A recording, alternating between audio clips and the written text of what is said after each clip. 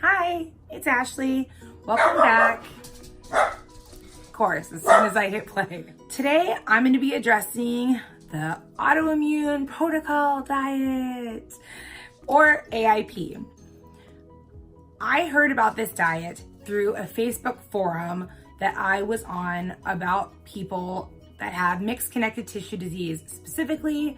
But as you kind of like dive into that, you know that there's lots of people that don't. There's some people with just rheumatoid arthritis. There's some people with Sjögren's. There's some people with, unidentified diseases. You know those great doctors know everything.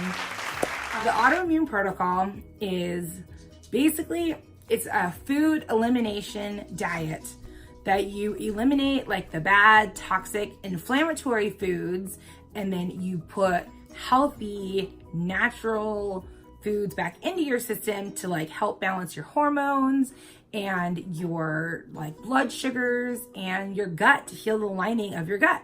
This disease is designed for people like us, people with autoimmune disorders, hence the A and the I suppose, in the protocol. This is a modified version of the paleo diet. And the paleo diet is basically just like a Paleolithic diet.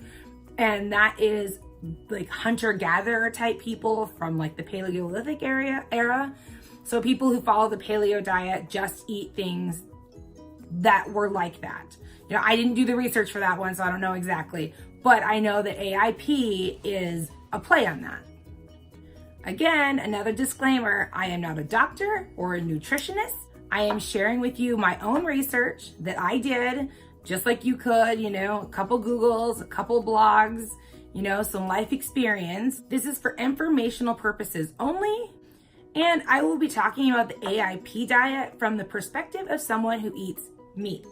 I know that there is a vegetarian way to adapt to this. I don't know exactly what that would look like because I do eat meat. The idea here is to heal your gut by eliminating like processed allergen type food. AIP also helps our bodies regulate our hormones more naturally. However, the AIP diet is very restrictive. It's very intense at first because like I said, it's an elimination type diet.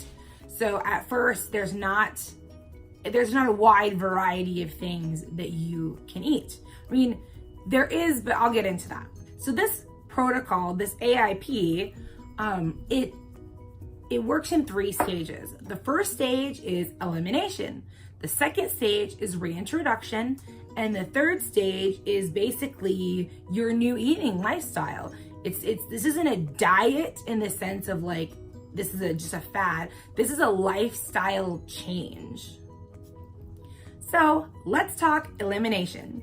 Phase 1 is where you cut out all the foods that are processed, that are bad for you, or could cause you to have like inflammation. There's a long list, and I also, along with the list, I kind of gave some notes as to why they're bad. So I am gonna refer to my trusty notes here on the side, because memory. So first, grains. All grains are eliminated in this stage. And that's because grains are nutrient poor and high in carbs, which are not good. Because grains are a simple carbohydrate, our bodies break them down into sugars. Once it's broken down into a sugar, our body then converts it into insulin.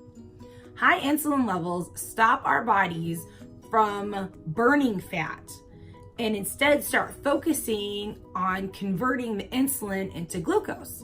And they actually store the fat for later, which is counterproductive to what we want. Grains are also full of lectin. I make that sound good, but it's really not. High consumption of lectin can actually damage the intestinal lining. Yikes.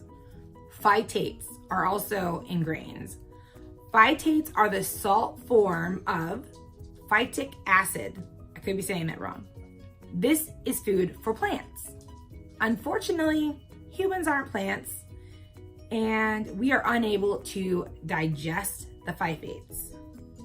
On top of phytates being food for plants, it also binds to minerals in our human bodies like magnesium, calcium, zinc, and iron. And when it's bound to those minerals, our body doesn't absorb them and they just get flushed away. And finally, gluten. Everyone hears all this bad stuff about gluten, and here is why. Gluten is a protein that is known to cause allergic reactions in people. Up to 1/3% of the world is affected by some sort of reaction to gluten. It can cause a wide variety of issues like vomiting, stomach cramps, bloating, and diarrhea. There's also a severe There's a severe allergy known to be associated with gluten called celiac disease, and that can be pretty serious. As well as no grains, you also can't have legumes. And legumes are things like beans, soy, peanuts, and hummus, which I was bummed about. Legumes are banned from this diet for basically very similar reasons to grains. There are lectins and phytates in it. There are carbs in it. There is also something called saponins, and they have a tendency to bind to the surface of the intestinal wall and enter the bloodstream along with bacteria. And then there's no dairy, no milk, no butter, no yogurt. Initially, in the early stages, there's no of a lot of things. I think the most common reason people eliminate dairy is because of lactose. A lot of people are lactose intolerant. Later in the diet, when you reintroduce things, you can eat things that are more fermented like cheese or yogurt, and I think it eats up the lactose, so it's not quite as bad. Lactose is not tolerated well by most people. Dairy also has something called caseins in them that can also irritate people who have a lactose allergy. Dairy also has a lot of carbs in it. So next, we're moving on to processed foods, but I'm gonna take a little drink. I'm not feeling the best today, so I might take sips a little bit more often. And I do know what I'm drinking today. I'm drinking orange mint tea. Okay, next you need to eliminate processed foods. This one seems pretty self-explanatory. You know, if you're going for a natural, healthy intake of nutrient-rich foods, you're probably not gonna find that in a Big Mac. Processed foods have lots of bad fats, hidden sugars, and hidden soy, which we also know we can't have. And there's a lot of bad fats in there, and those types of things will derail your AIP diet. Another thing you can't have is refined sugar. I think this goes along with processed foods. I think they're just obviously bad for you. Sugar is inflammatory and it causes unhealthy spikes in our blood sugar, which increases insulin, like we talked about earlier with the gluten, with the grains. Sugar also gives us empty carbs. There's no nutritional value there. We also can't have industrial seed oils like canola oil or vegetable oil. These oils are removed because they go through a refining process, and we are working on eliminating processed foods. There is also no eggs on this diet. Eggs are one of the most allergy-causing foods in the world. 2 to 3% of the population of the entire world has some sort of reaction to eggs. I myself can't eat eggs, ever. They also cause gut inflammation. There is also no nuts on this diet. So no almonds, peanuts, soy nuts, pecans, walnuts, nuts. Coffee falls under the nuts category, so does chocolate or cocoa. So that's a bummer. A lot of the world's population is allergic to nuts, which surprises me. Like 1% of the entire world, that's 77 million people have an allergy to nuts. It's crazy.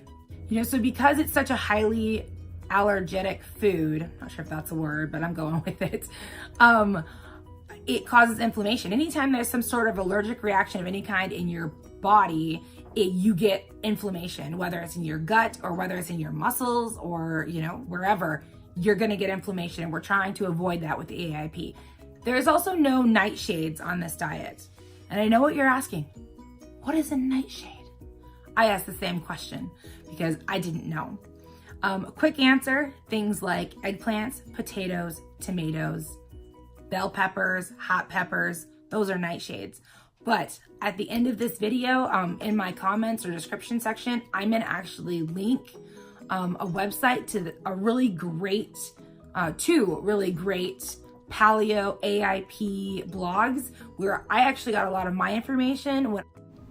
I'm just going to insert the blog information here just in case I forget to put it in the description. I recommend you check them out. I was starting my diet and it has a comprehensive list of what AIP nightshades stand for because I didn't know. But just a quick touch on those. They contain things like lectin and saponin and capsaicin. Those things are very problematic in a bunch of people. And so when we're eliminating foods in the AIP, it's better to just eliminate them. And then you can reintroduce them in the next phase to kind of see if that's what's bothering you or not. If not, great. If it is, now you know. There's also no chewing gum. And I know that seems weird. I'm not going to get too into it, but chewing gum is an artificial process and it's got artificial sweeteners in it, which is the next one that we can't have, artificial sweeteners. You think artificial sweeteners, aren't those good for us? Some of them have chemicals in it that are not natural. Some of them are natural, but go through a refining process to get to the, to the form that we can purchase them in. So for right now, there is no artificial sweeteners. There are things that you can have. You can have beet sugar, you can have coconut sugar, you can have honey and maple syrup, natural organic maple syrup in like small doses or small amounts. But for now, artificial sweeteners, they're out. Along with that, there's no emulsifiers or thickeners. You will have to find alternative ways to thicken your soups and things. And arrowroot is a great way to do that. I've learned that over, the past month and a half, that there are definitely some very finely milled flours or starches that can do exactly what the thickeners do, and they're good for you instead of bad. So to me, this one was kind of a shocker. It says no NSAIDs. And those are things like Advil, naproxen, you think they're anti-inflammatory, but actually they can cause inflammation by irritating the lining of the stomach. And this is a big one. No alcohol. Wah, wah, wah. For me, it wasn't a big deal, but for my family, as we adjusted to this, it was. We just celebrated New Year's Eve, and I didn't toast the new year in, and it's been an adjustment, but it's good for you to just kind of cut that out for a while. I know there are some options if you really, really just, want to have a drink with your girlfriends or your friends that you can, I think, have later. But in the elimination phase, no alcohol. So when I tell people that I'm on the AIP diet and I can't eat this, and this, people are like, what can you eat? And I'm like, let me tell you. Because yes, are we limited to what we can eat? 100%. But what we can do with those limited ingredients is awesome. So here's the list. You can have any kind of meat, preferably not factory processed meat that you can pick up at like Walmart. I think grass-fed is the most ideal. I would go with seafood that has not been, farmed in some pond or something like that.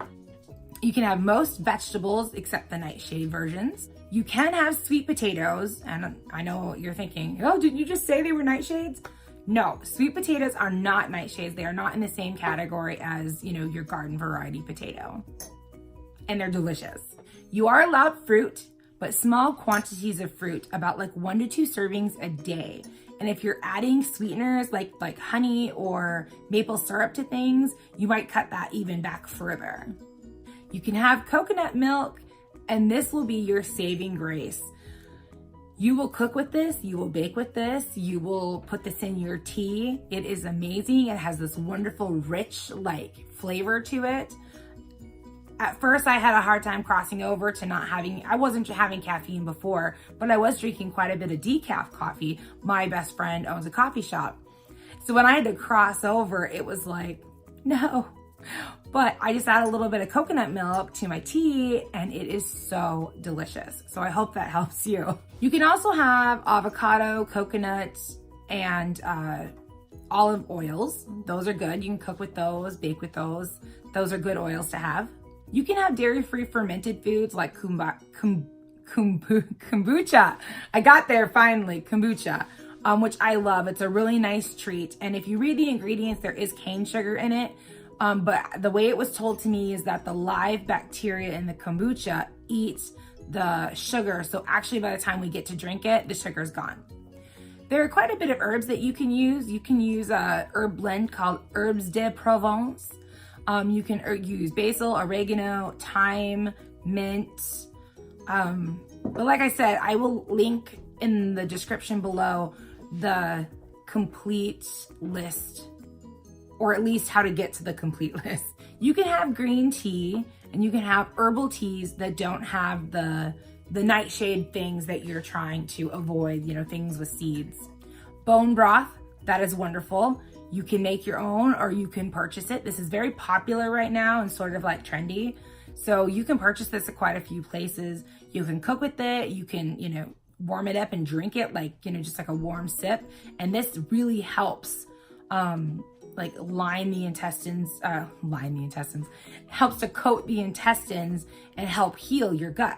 You can also have vinegars like apple cider. I can't talk tonight. I need a sip.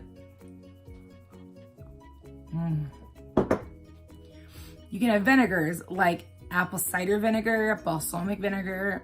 I think there's a couple others, but those are the two main ones that I cook with. Okay, so after eliminating these foods for about a 3 to 4 week period of time, some people do it for even longer, then is the reintroduction phase.